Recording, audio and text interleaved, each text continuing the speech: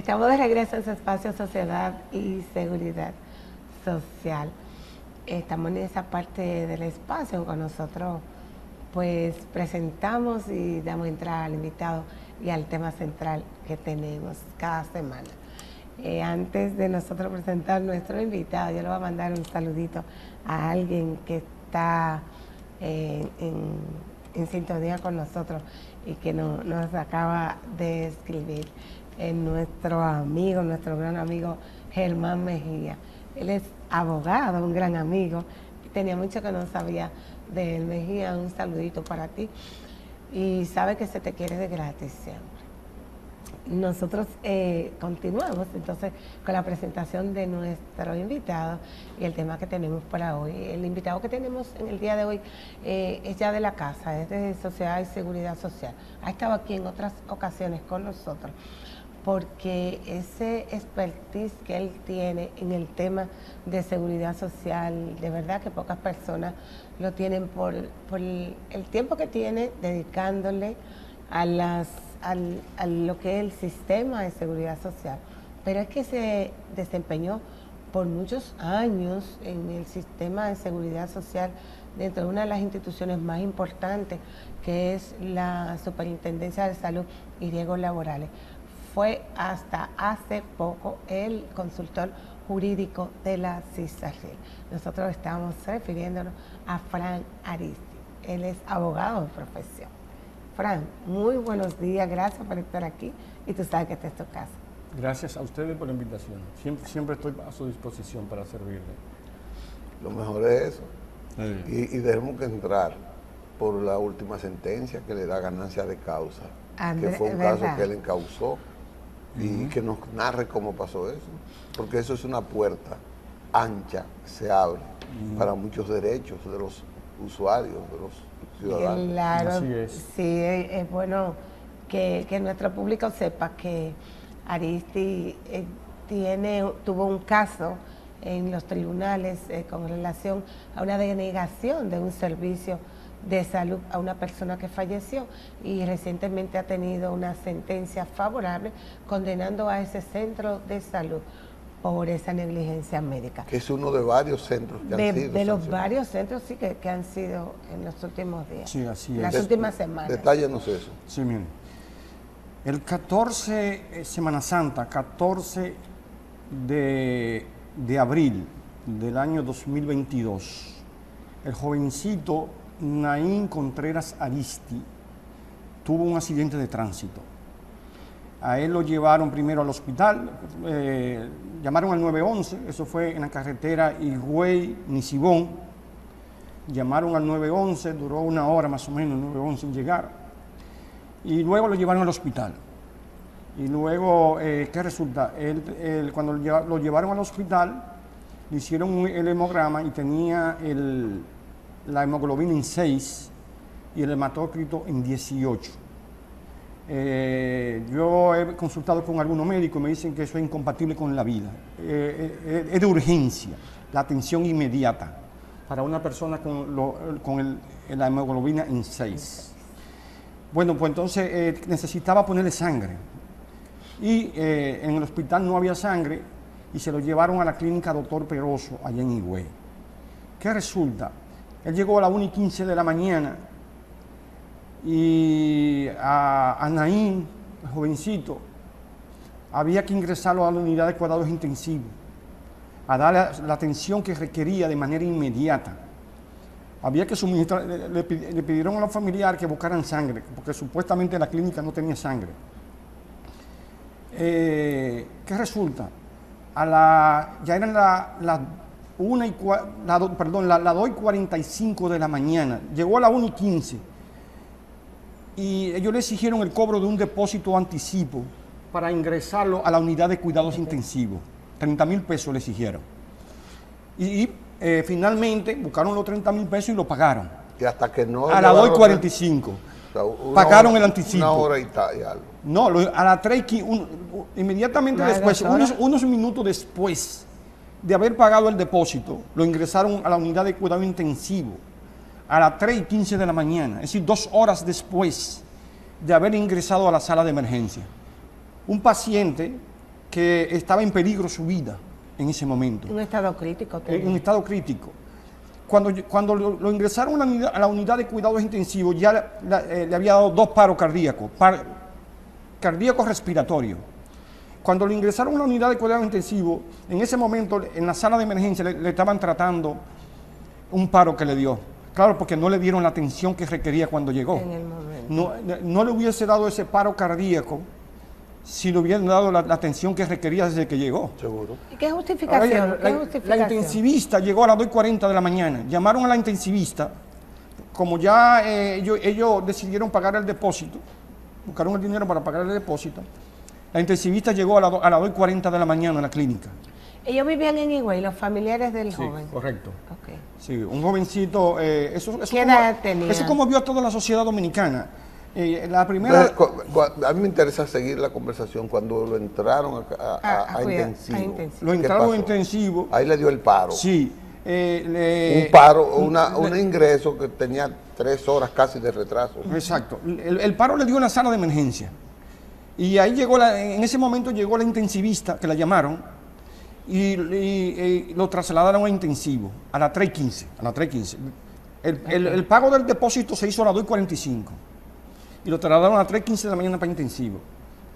Cuando lo trasladaron, ya le había dado el paro cardíaco y fue imposible. Supuestamente no tenían sangre y le pusieron sangre cuando lo ingresaron, cuando le dio el paro cardíaco. Apareció la sangre. Apareció la sangre. Supuestamente la sangre de él era B positivo. Ellos tenían una sangre almacenada que era O positivo. Por eso ellos le pidieron que fueran a buscar sangre, pero finalmente decidieron ponerle la sangre O positivo. Parece que está permitido en caso de urgencia. Sí, O positivo es universal. Exacto. Se le puede colocar a cualquier. Mire, fíjese usted, fue después que le dio el paro cardíaco en intensivo que le pusieron la sangre. Ellos tenían la sangre. Seguro. Y no se le había puesto la sangre. Por falta de interés. Del pago. Exactamente. Del pago que estaban Pues requiriendo. nada, nosotros... Cuando fallece. Entonces fallece en intensivo. En intensivo. De una falleció. vez.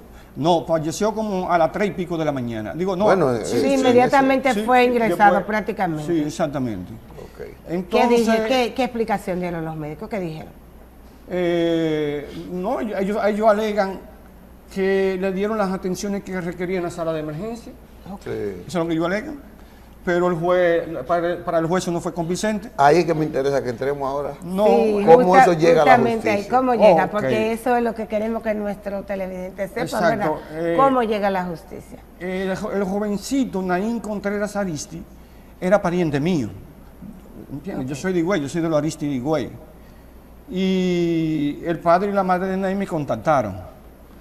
Y nada, demandamos a la clínica Dr. Peroso y reclamamos en la demanda la suma de 60 millones de pesos como reparación de daños y 60 millones de pesos. Okay. Los jueces son soberanos en lo que respecta a la valoración de la indemnización, son soberanos. El juez condenó a la clínica finalmente, el juez comprobó lo que le acabo de decir. Eso es lo que quiero saber, el proceso, Aristi, para nuestros televidentes, porque muchas veces, yo creo que casi todos hemos pasado por alguna situación, tenemos algún familiar que ha pasado por situaciones similares, y la gente se limita de accionar, justamente porque entiende que esos procesos son tediosos, largos, costosos. ¿Cómo fue ese proceso? Bueno, los familiares tienen que apoderar al abogado. Okay. Un contrato de un poder para representarlo, poder y contrato de cuota litis. Entonces ya el abogado inicia la demanda, le notifica la demanda en el plazo de la octava franca de ley y ya luego el abogado fija la audiencia. Nosotros llevamos solicitamos la comparecencia personal de las partes, porque el padre de Naín estuvo presente en el hospital y se trasladó con él a la clínica. O sea, él describió en el juzgado todo el proceso. No, y un testigo también. Había una jovencita que andaba con Naín en otro vehículo, okay. Y la jovencita se subió en la ambulancia de 911, fue al hospital y luego se subió en la ambulancia para llevar a Naín del hospital a la clínica Dr. Peroso. Y estuvo en la clínica Dr. Peroso todo el tiempo. Yo quiero que ustedes sepan que la DIDA, nosotros recibimos el apoyo de la DIDA. Eso, la única institución, es bueno resaltar. Ahí es donde voy a hacerte esa pregunta que quiero. Generalmente cuando pasa un tipo de situación de esa, nuestras autoridades en el sistema nos dicen, pero acudan a la DIDA, acudan a la CISARRIL. ¿Cuál es el mecanismo de asistir a estas instituciones? ¿Cuál es el rol de ellas? Mira, yo creo que ustedes sepan que Carolina Serrata, la directora de la DIDA, se solidarizó con este caso. Okay. Desde que ocurrió el fallecimiento de Naín, se trasladó a Higüey y se reunió con el padre y la madre de Naín y llevó a cabo una investigación y solicitó a la CISARRIL 2 veces sancionar a la clínica Dr. Peroso y no la sancionaron. No fue sancionada. Lamentablemente no fue sancionada la clínica Dr. Peroso. No fue sancionada por el sistema de la seguridad social. Exacto. No. O sea, no por eso ustedes acuden entonces al sistema judicial. ¿En qué consistía esa sanción que le correspondía a la CISARRIL? ¿En qué consistía la sanción que que le correspondía a la CISARRIL? Bueno, ustedes saben que el derecho a los servicios de emergencia está contemplado por el artículo 28 de la Ley General de Salud 4201. Ese derecho a los servicios de emergencia lo tienen los ciudadanos en cualquier establecimiento de salud, público o privado. El artículo 153 de la Ley General de Salud número 4201 establece una sanción muy benigna, esa es la verdad, de 5 a los centros de salud, sí, de 5 a 10 salarios, a los profesionales de la salud o a los centros de salud que violen el derecho a los servicios de emergencia de los ciudadanos, de 5 a 10 salarios. Es insignificante. En eso consiste la sanción. Pero la Ley de Seguridad Social establece, ustedes saben, una sanción de 50 a 300 salario mínimo nacional de la Seguridad Social, tanto para las ARS como para los prestadores que violen las disposiciones de la ley y sus normas complementarias. En este caso, el reglamento de infracciones y sanciones al Seguro Familiar de Salud y el Seguro de Riesgos Laborales contempla una sanción de 200 salario mínimo nacional para los prestadores de servicios de salud que le nieguen la atención a los ciudadanos. 200 salario mínimo nacional. Lamentablemente no fue sancionada, pero bueno, entonces en virtud... Yo pienso que una sanción, del sistema, en este caso la CISARRIL, que era que le correspondía, pues da pie a que entonces a una demanda civil por parte de los familiares. Mira, Isabel, tenemos que irnos a una pausa.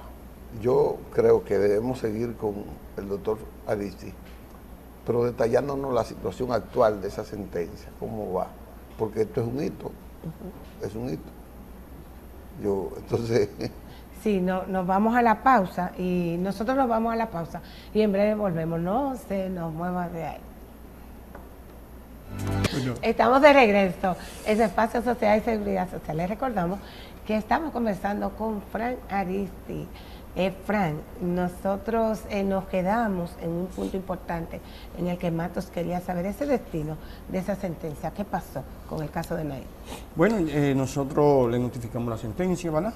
Ellos tienen un plazo de 1 mes para apelar la sentencia por ante la Corte. Ustedes, tuvieron una ganancia favorable. ¿A qué fue condenada la clínica? Sí, ¿cuál fue la condena? La primera sala de la Cámara Civil y Comercial de los juzgados de primera instancia del Distrito Judicial de la Altagracia condenó a la clínica Dr. Peroso a pagar la suma de 10 millones de pesos a favor del padre y la madre de Naín Contreras Aristi. Por los daños morales causados. Ellos tienen la oportunidad de apelar la sentencia a la Corte de San Pedro, a la Cámara Civil de la Corte de San Pedro de Macorís. Y también luego podrán interponer un recurso de casación por ante la Suprema Corte de Justicia. Le comento que en el año 2007, porque muchas personas creen que la condena por mala práctica médica es algo nuevo, y yo digo que no es así. Lo que pasa es que ahora es que están saliendo en los medios de comunicación. En el año 2007, mi hermano ingresa al Centro Médico Punta Cana con un dolor de abdomen. Pasa 4 días interno y supuestamente no le encuentran nada y le dan de alta. Él sigue en su casa con fiebre y dolor de vientre, dolor de abdomen. Vuelve al Centro Médico Punta Cana y está como 3 días más y supuestamente no le encuentran nada, pero él sigue con fiebre y dolor de vientre. Su esposa le pide la de alta médica a petición y lo lleva a Sedimá. Cuando lo llevaron a Sedimá, mi hermano, hace tiempo que tenía el apéndice reventado, con una peritonitis y una septicemia en todo el cuerpo. Bueno, le sacaron prácticamente un galón de pus en del cuerpo. Él estaba prácticamente, ya prácticamente muriéndose. Duró 21 días en Sedimá y como 10 días en intensivo. Pues cuando mi hermano salió de la clínica, nosotros demandamos al Centro Médico Punta Cana por mala práctica médica. Los tribunales de Higüey, la Cámara Civil de Higüey condenó al Centro Médico Punta Cana a pagar 5 millones de pesos a mi hermano. Ellos apelaron una sentencia, nosotros también la apelamos de manera parcial en lo que respecta al monto de la indemnización y la Corte de San Pedro aumentó la indemnización a 5.500.000 pesos. Recurrieron a la Suprema Corte de Justicia, pero ¿qué resulta? Recurrieron fuera de plazo y la Suprema Corte de Justicia declaró inadmisible el recurso de casación.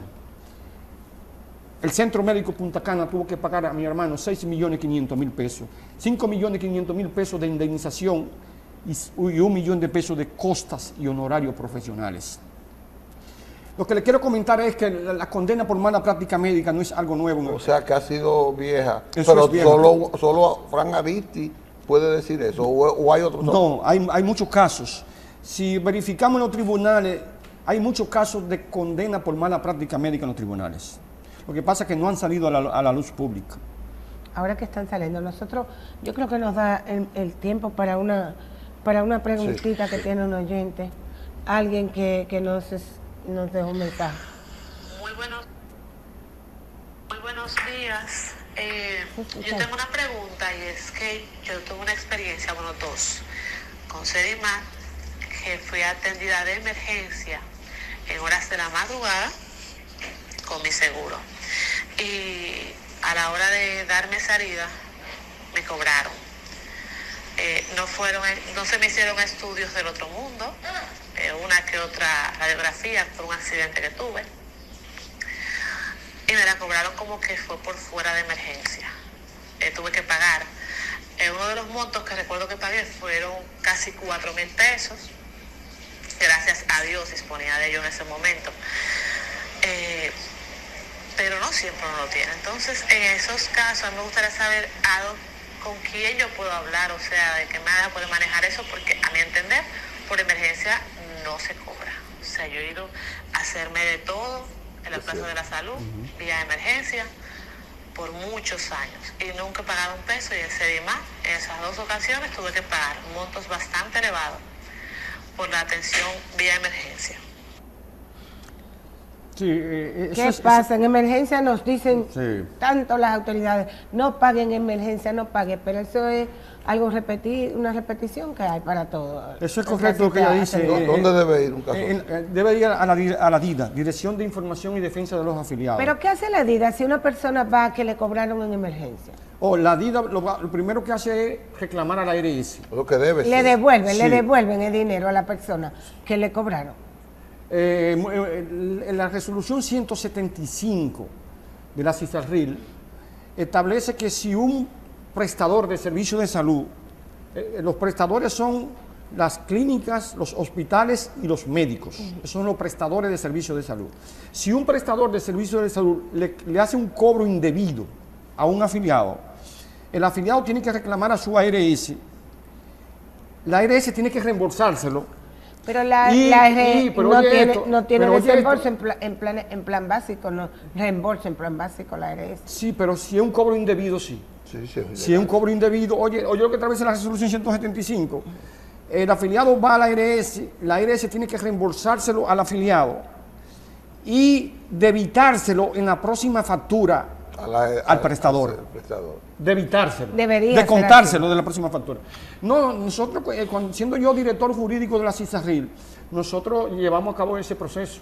Si las ARS lo reembolsaban y nosotros autorizábamos a la ARS a que se lo descontara de la próxima factura al prestador. Pero en el caso de ella, yo les recomiendo que vaya a la DIDA a reclamar que le reembolsen esa suma indebida. O que lo lógico es que el afiliado vaya a su ARS. Y si la ARS no se lo reembolsa, entonces que vaya a la DIDA. Correcto. Pero ese es el procedimiento que establece la ley 8701 y que lo haga por escrito. ¿Y qué se puede hacer contra, nos queda como 30 segundos yo creo, contra un prestador que recurrentemente violente la ley? Porque Sedimar, por ejemplo, cobran emergencia independientemente de que sea el caso mío. Eso a mí me ha pasado, me han cobrado. Lo único que yo no le he pagado. Sí. Buena pregunta. Entonces, mira, ¿qué puede hacer? La sanción más severa que le pueden penalizar a un prestador es sacarlo del sistema dominicano de seguridad social. Sí. La resolución 175 de la CISARRIL establece que si un prestador, ya sea médico o clínica, es reincidente en el cobro de indebido a los afiliados, la CISARRIL puede ordenar a las ARS que cancelen el contrato de ese prestador. También, pero tiene el afiliado que ir y denunciar hacer la reclamación. Yo lo que te sugiero es que busquemos un espacio para que Frank vuelva aquí, con nosotros, para que nos hable que se nos quedó el tema de ese tema y del copago. De los copagos. Bueno, pero hemos hecho un excelentísimo programa. Muchas gracias. Nosotros agradeciéndole a ustedes por estar ahí y por la sintonía de siempre. A Fran, el estar aquí con nosotros, un día de lluvia terrible, y Fran aquí tempranito con nosotros. Andrés, gracias. Nos vemos el próximo viernes, es que nos vemos, porque el lunes tenemos que vernos en Periodismo y Sociedad y con el doctor Alfredo Polanco. Eso no se puede perder. Bye bye, hasta la próxima.